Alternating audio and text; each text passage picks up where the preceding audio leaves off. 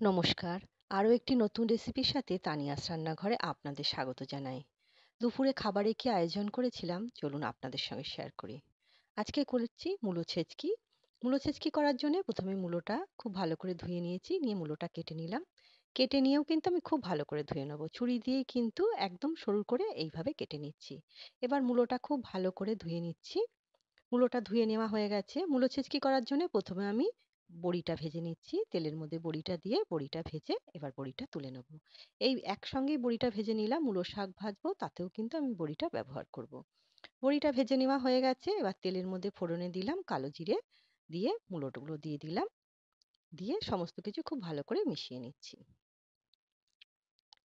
এবার এর মধ্যে স্বাদ অনুসারে নুন দিচ্ছি, সামান্য একটুখানি হলুদ, একটু চিনি দিলাম, একটু মিষ্টি দিলে বেশ ভালো লাগে খেতে, আর কাঁচা লঙ্কা দিয়ে সমস্ত কিছু খুব ভালো করে মিশিয়ে ঢাকা দিয়ে রান্নাটা হতে দিলাম।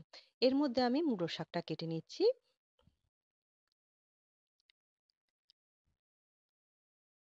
মূলো শাকটা আমি কেটে নিচ্ছি। মূলো শাকটা কেটে নেওয়া প্রায় হয়ে এসছে। এবার আমি শাকটা খুব ভালো করে ধুয়ে নেব। মূলো শাকটা এদিকে ধুয়ে নেওয়া হয়ে গেল, এদিকে মূলো ছেচকিটাও কিন্তু অনেকটা হয়ে এসছে। এবার নামানোর আগে দেবো একটু ধনেপাতা কুচি আর বড়ি। তাহলেই তৈরি হয়ে গেল মূলো ছেচকি। খেতে কিন্তু বেশ ভালো লাগে, এটা আমরা সবাই জানি।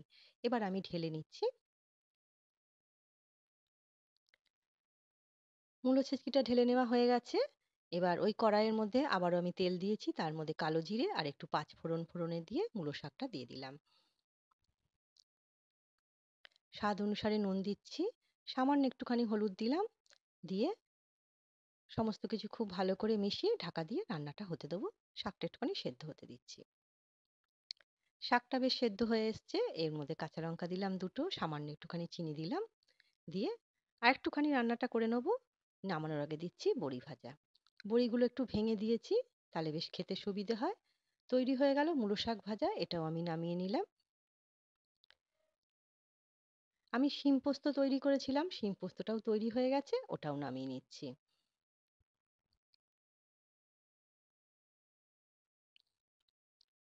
এবার পরিবেশন করব।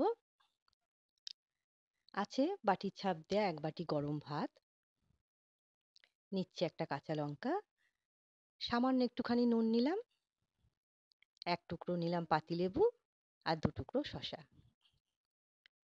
এবার যে মূলো শাকটা ভেজেছিলাম সেই মূলো শাকটা নিচ্ছি। মূলো শাক ভাজাতে একটুখানি বড়ি দিলে কিন্তু খেতে বেশ ভালো লাগে।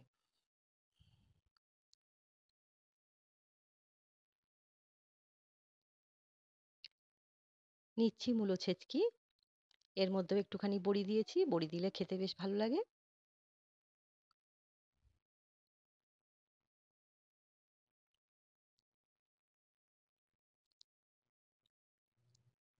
এবার নিচ্ছি শিম পোস্ত।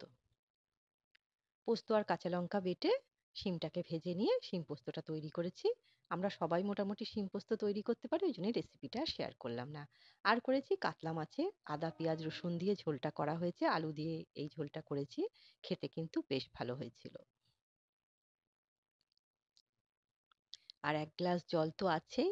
আজকের এই ছোট্ট আয়োজন আপনাদের কেমন লাগলো ছোট্ট একটা কমেন্ট করে অবশ্যই জানাবেন। আর এক গ্লাস জল। আজ তবে এই পর্যন্তই। দেখা হবে পরের একটি নতুন রেসিপির সাথে। সবাই সুস্থ থাকবেন, ভালো থাকবেন।